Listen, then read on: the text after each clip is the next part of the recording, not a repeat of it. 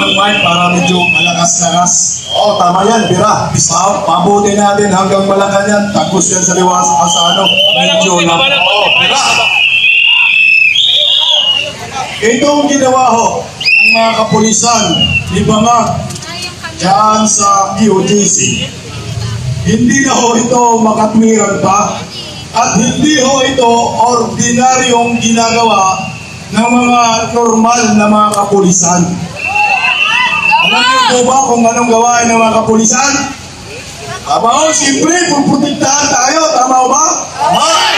Hindi po tayo raransakin at kukumbin ang ating mga properties. Ngayon, ang ginagawa nila ngayon sa QGC compound.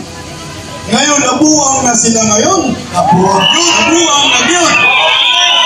Paano nila tatakpan yung butas na hinuhukay nila? Ibukas, ocular inspection naman ng mga senador, yari ka, kapritore. Siguradong bagsak ka ngayon, kapritore, ha?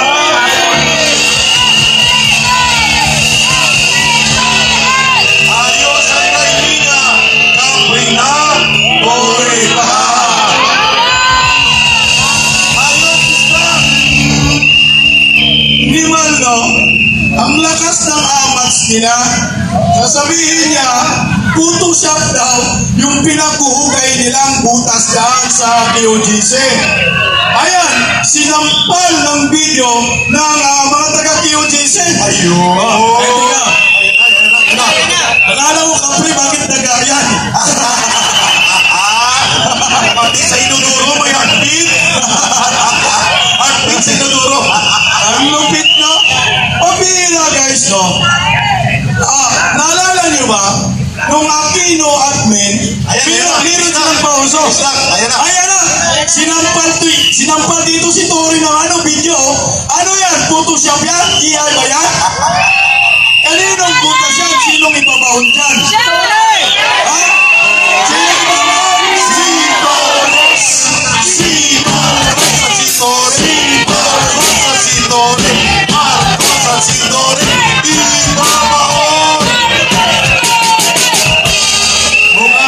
Maraming kasya dyan, hindi lang isa yung pwede ipaon dyan to.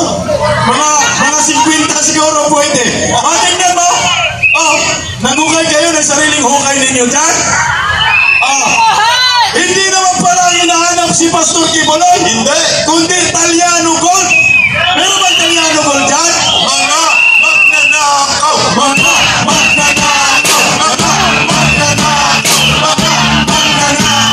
Mga magnanakaw. Ayos. Okay. Ito. Sa mga Tagalog, at hindi nyo ito maintindihan, pero ipapaliwanag ko sa inyo. Sa Bisaya kasi, iba yung salitang bangag, dalawang ano yun eh, dalawang kahulugan yun.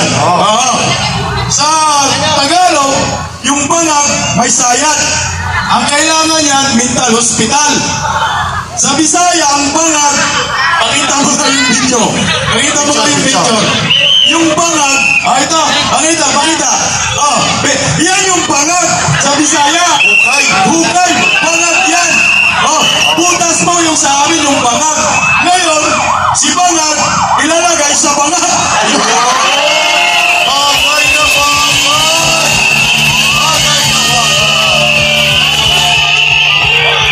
Wala na. Yung itlog ni Tori na yun, grabe, nanginginig na. Baka bukas bubuk na yan. Kung hindi scramble, malasado na. Tori, bagay siya dyan. Bagay.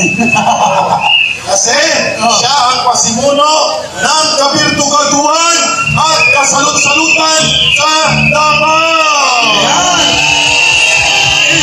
Ito. Magtakin nyo ha. Sa panahon ng mga Aquino, ni Noynoy Kuyakoy, Pinoy ba? Magsasaka rin yan eh. Magsasaka. Ang ginagawa nila, tanim bala sa naya. Tama ba? Tama. Ay ngayon, nag-upgrade na ngayon kasi pagkakat naman ngayon.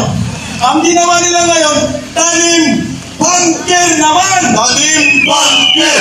Tanim Bunker! Tanim Bunker! Tanim Bunker! Alam niyo po, sa mga kapulisan na nandito sa Liwasong Bonifacio, huwag kayong pumayag